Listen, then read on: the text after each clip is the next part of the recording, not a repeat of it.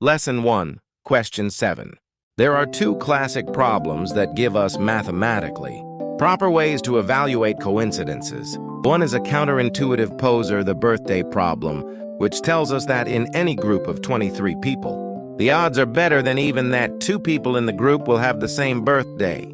The other is the monkey problem, which asks if given a large enough amount of time, could a monkey, randomly hitting the keys of a computer keyboard, write the first line of a Shakespeare sonnet?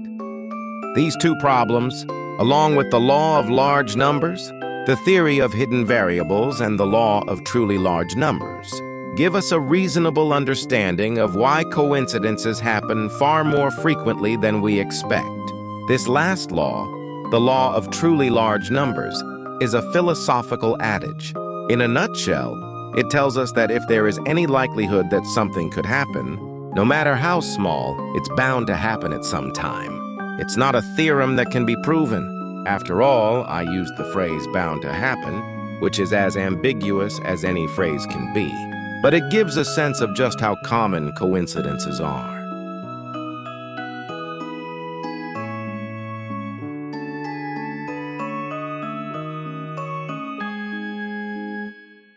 Lesson 1, Question 8.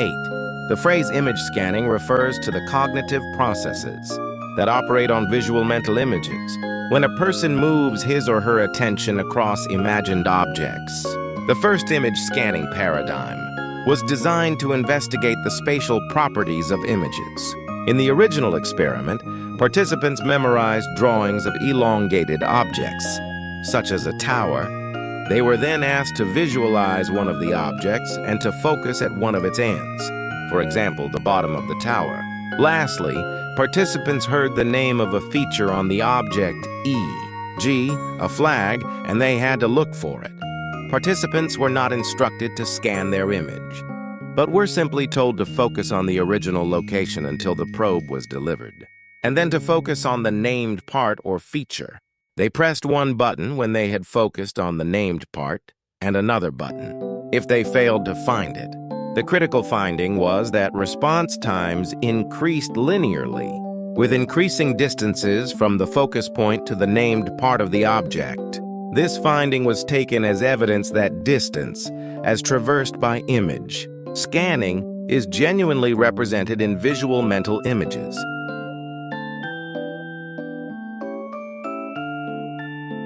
Lesson 1, Question 9. Social media's transformation into an e-commerce platform is a significant milestone that enabled it to become a platform for organizations. Social media was initially and mainly used for communication with friends and family. But with the popularity of some platforms, social media has turned into a vital tool for businesses seeking to sell their products online. Social media is now used by businesses to promote their products and offerings, as well as provide a direct shopping option for buyers. Influencer marketing is another way that social media has evolved into a platform for businesses. Influencers are those users who have a sizable social media following and are recognized as authorities or thought leaders in their specialized field. Influencer marketing allows businesses to reach the user's followers, who are more likely to trust suggestions from people they follow on social media.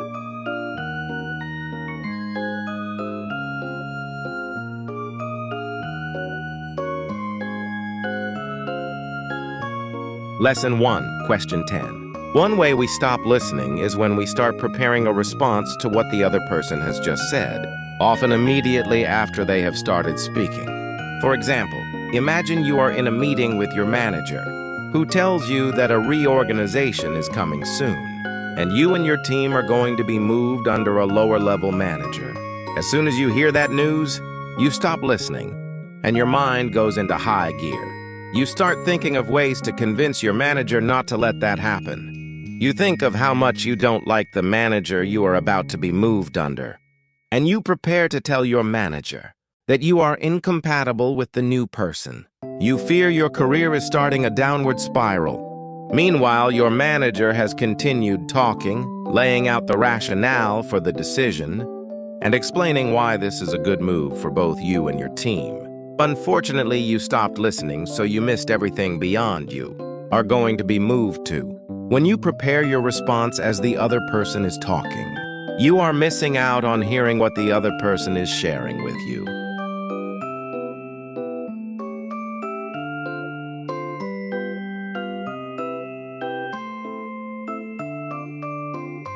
Lesson 1, Question 11. Many marketers believe that buying should be regarded as a process, whereby buyers attempt to reduce the risk of a purchase decision rather than maximizing their gain. When a person is faced with competing brands in a new product field, they feel risk, for example, uncertainty about whether the brand will work, whether they will be wasting money, whether their peer group will disagree with their choice, or whether they will feel comfortable with the purchase, etc. Successful brand marketing should therefore be concerned with understanding buyers' perceptions of risk, followed by developing and presenting the brand in such a way that buyers feel minimal risk. An example of an industry appreciating perceived risk is the pharmaceutical industry. A company marketing a new drug suitable for children needs to consider the parents' concerns about risk. One company launching such a product worked with a series of pain specialists in pediatric hospitals, providing clinical data and product trials, so that specialist endorsement of the brand would reassure parents and help to minimize their perception of risk.